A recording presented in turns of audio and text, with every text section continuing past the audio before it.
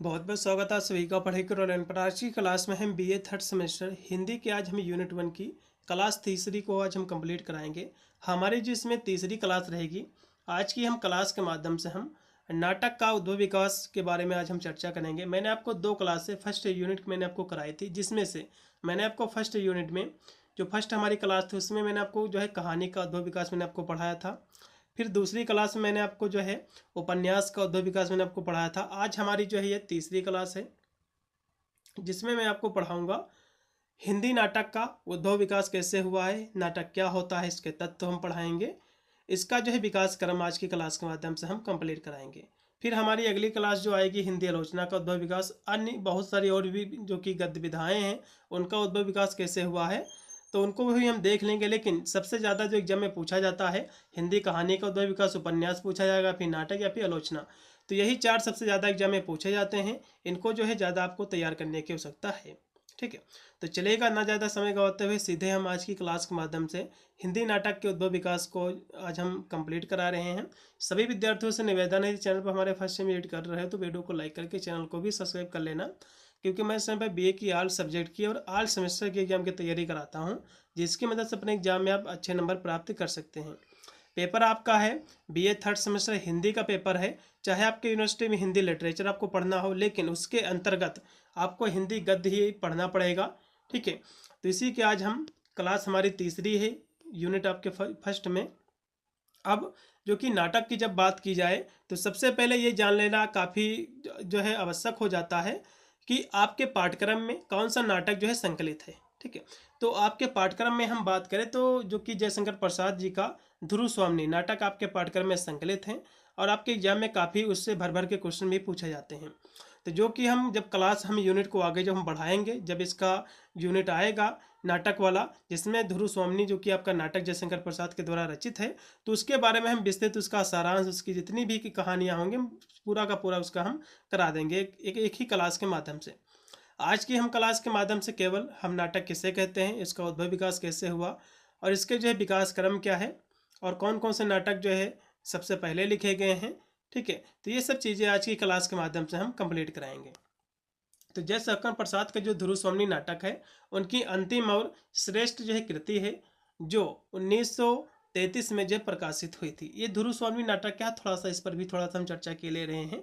ध्रुव स्वामिनी नाटक मूल इसका जो संदेश है नारी मुक्ति और नारी की जो अस्मिता है उससे संबंधित है, जिसमें जयशंकर प्रसाद ने तत्कालीन समाज की जो कुरीतियाँ हैं और नारी पर होने वाले जो अत्याचार है उसको इन्होंने जो है ध्रुव स्वामिनी में उजागर किया है।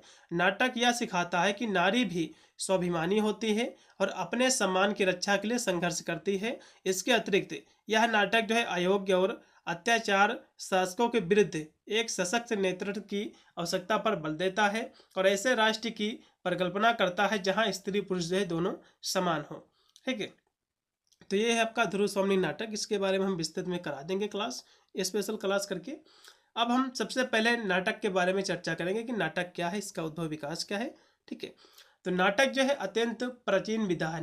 नाटक क्या है, ये आजकल का जो है ये विधा नहीं है, काफ़ी ये भी पुरान विधा है, काफ़ी पहले की विधा है। इसलिए हम सर्वप्रथम इस पर जो है विचार करेंगे।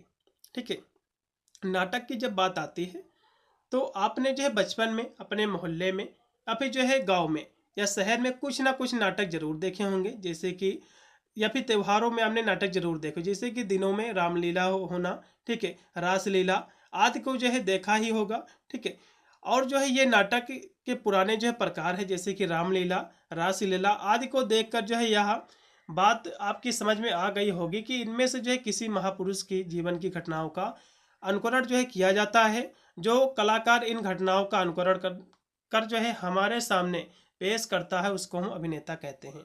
ठीक है, नाटक के एक चीज़ तो स्पष्ट जरूर हो जाती है कि नाटक कैसे होता है।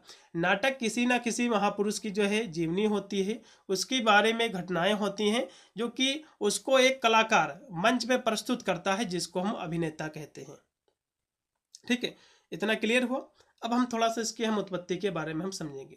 नाटक जो है क्या है, नाटक किसी न किसी पुरुष की उसकी घटनाएं ही होती हैं, उसकी जीवन की कहानी ही होती हैं, जिसको प्रभावी ढंग से एक रंगमंच के माध्यम से कोई दूसरा व्यक्ति उसी कहानी को जो प्रस्तुत करता है, ठीक है, तो यही जो जो व्यक्ति प्रस्तुत करता है वह जो है अभिनेता कहलाता है।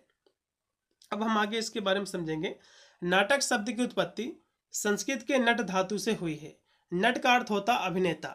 तो जिस प्रकार कठपुतली को नचाने वाला सूत्रधार कठपुतली को अपने धागे से निर्देशित करता, ठीक उसी प्रकार साहित्य जगत में नाट्य साहित्य, क्योंकि इसके मूल में रंगमंच है, तभी इसे जो है दृश्य और श्रव्य जो है कहा जाता है।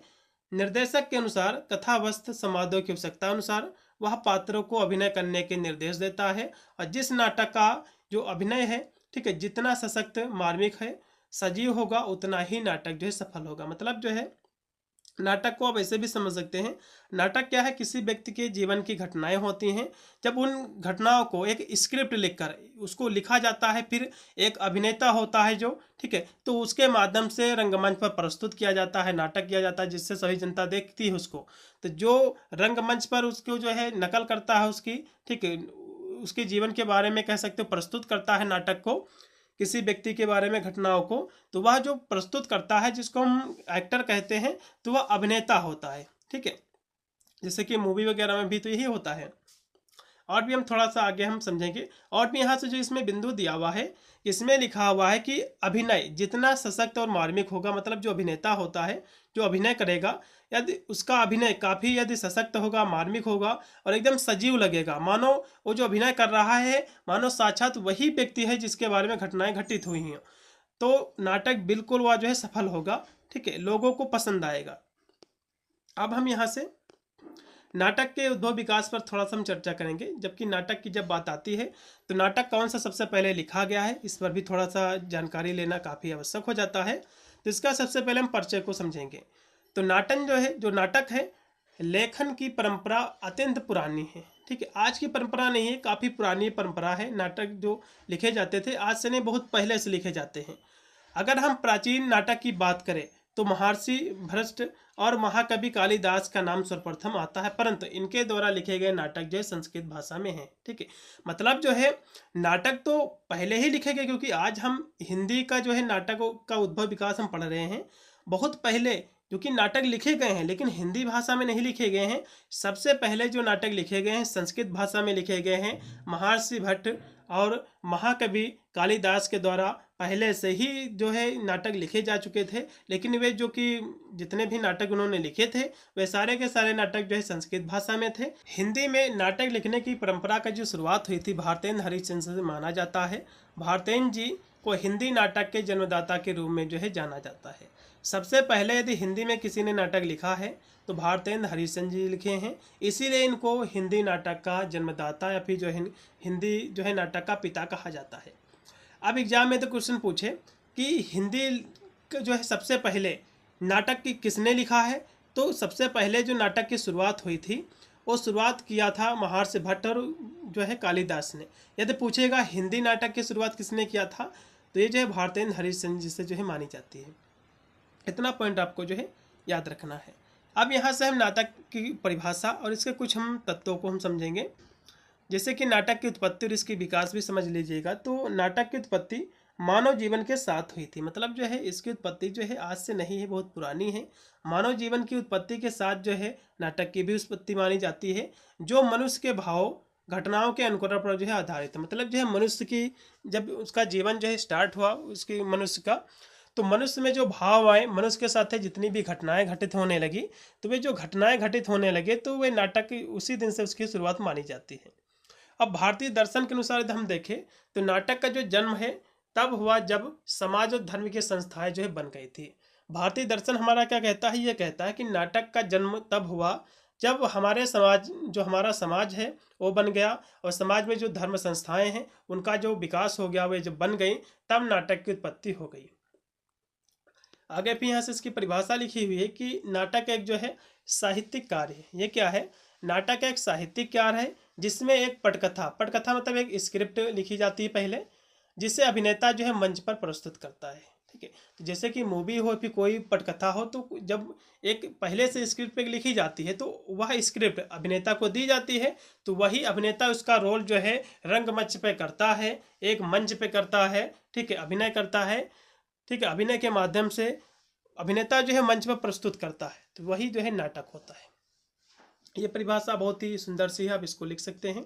और भी यहाँ से आगे परिभाषा दी हुई है कि नाटक जो है वस्तुतः जीवन की घटनाओं का अभिनय द्वारा प्रस्तुतिकरण है। मतलब जो है नाटक क्या है, किसी न किसी जीवन की घटनाओं का कह सकते हो प्रस्तुतिकरण कह सकते हो, फिर जो भी किसी व्यक्ति के जीवन में घटनाएं जो घटित हुई हैं, तो उन घटनाओं को किसी दूसरे व्यक्ति के द्वारा रंगमंच पर एक स्क्रिप्ट के माध्यम से लिखकर उसको प्रस्तुत किया जाए, तो यही होता है नाटक। ठीक है। नाटक में जिसमें संवाद होता है, चरित्र होते हैं, सभी लोगों, इसमें काफ़ी लोग का रोल होता है, ठीक, जो कि अपना अपना किरदार निभाते हैं जो जिसको दिया जाता है। इसमें दृश्य भी शामिल होता है, ठीक है। फिर है नाटक के तत्व। यहाँ से हम नाटक के तत्वों के बारे में चर्चा करेंगे, एग्जाम में पूछ सकता है। तो नाटक के तत्व में कथा वस्तु होती है, मतलब नाटक की कहानी होती है, फिर घटनाक्रम होती है। किसी महापुरुष के बारे में, किसी व्यक्ति के बारे में जो घटनाएं घटित हुई हैं, वही तो ये एक स्क्रिप्ट के माध्यम से अभिनय जब प्रस्तुत करता है, वही होता है नाटक। फिर है इसका दूसरा जो तत्व है पात्र या चरित्र चित्रण। तो नाटक के जो है जीवंत व्यक्ति जो कथा को आगे बढ़ाते हैं, उसमें जो पात्र होते हैं, जो नायक होते हैं, ठीक है, जो अन्य व्यक्ति होते हैं तो उस कथा को आगे बढ़ाते हैं, वे होते हैं पात्र, उनका चित्रण, ठीक है। फिर है कथोपकथन, मतलब जो है पात्रों के बीच जो वार्तालाप होता है, जो बातचीत होती है, उसको हम कथोपकथन कहते हैं। फिर है देश काल, तो नाटक का स्थान क्या है, समय क्या है, कब ये घटित हुई है। फिर है उद्देश्य, तो नाटक का मूल उद्देश्य और विचार क्या है। फिर है शैली, तो जो अभिनय और जो प्रस्तुतिकरण की विशेष जो है शैली होती है, किस शैली में प्रस्तुत किया जाए। फिर है अभिनय, तो पात्रों का कथानक के अनुसार अभिनय होता है, मतलब जो व्यक्ति को जौन सा रोल दिया जाता है वो जो है प्ले करता है। फिर है रंगमंच, तो नाटक जो है प्रदर्शन का एक मंच होता है, जिसमें मंच सजावट और प्रकाश शामिल इसमें होता है। मतलब जो है नाटक क्या होता है, नाटक एक जो है रंगमंच पर एक स्क्रिप्ट, किसी महापुरुष या फिर किसी व्यक्ति की कहानी को जब हम एक स्क्रिप्ट के माध्यम से लिखते हैं और एक रंगमंच पर एक अभिनय जब इसको प्रस्तुत करता है, तो यही होता है नाटक। संक्षेप में हम कहें तो नाटक जो है जीवन के विविध पहलुओं की वास्तविक अभिव्यक्ति है, जो अभिनय, संवाद और मंचीय प्रस्तुतिकरण के माध्यम से भाव प्रवणता का संचार करता है। और इसमें कथा, पात्र, संवाद तथा मंच सज्जा सभी आवश्यक तत्व हैं, जो मिलकर नाटक की संपूर्णता सुनिश्चित करते हैं, यही होता है नाटक। इतना आपको लिखना है। हम हिंदी नाटक के उद्भव विकास, इसका विकास क्रम क्या रहा है, इसके बारे में हम यहाँ से देखेंगे। तो हिंदी नाटक का उद्भव विकास एक लंबी और रोचक प्रक्रिया रही है। इसे जो है कई चरणों में जो है बांटा जा सकता है, जो कि निम्न प्रकार है। पहला है प्रारंभिक काल, तो हिंदी नाटकों की शुरुआत भारतेंदु हरिश्चंद्र से मानी जाती है। उन्होंने 19वीं सदी के मध्य में कई मौलिक नाटक लिखे, जिसमें से अंधेरी नगरी, भारत दुर्दशा और सत्य हरिश्चंद्र प्रमुख इसमें जो है नाटक थे।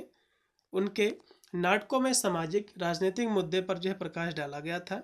फिर हम द्विवेदी युग की हम बात करें तो भारतेंद्र हरिश्चंद्र के बाद द्विवेदी युग में कई जो है नाटककार हुए, जिन्होंने नाटक को एक नई दिशा प्रदान की। इस युग में प्रमुख नाटककारों में जयशंकर प्रसाद जी, माखनलाल चतुर्वेदी जी, सुमित्रानंदन पंत जी। और जो है जयशंकर प्रसाद के नाटकों में ऐतिहासिक और पौराणिक कथाओं का वर्णन मिलता है, जबकि माखनलाल चतुर्वेदी, सुमित्रानंदन पंत के नाटक में राष्ट्रीय और सामाजिक मुद्दों पर जो है जोर दिया गया। फिर है उसके बाद जो युग आया, प्रसाद युग आया जयशंकर प्रसाद का।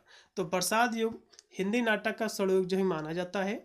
इस युग में जयशंकर प्रसाद, चंद्रधर शर्मा गुलेरी, हरिकृष्ण प्रेमी जैसे नाटककारों ने कई उत्कृष्ट नाटक लिखे, ठीक है।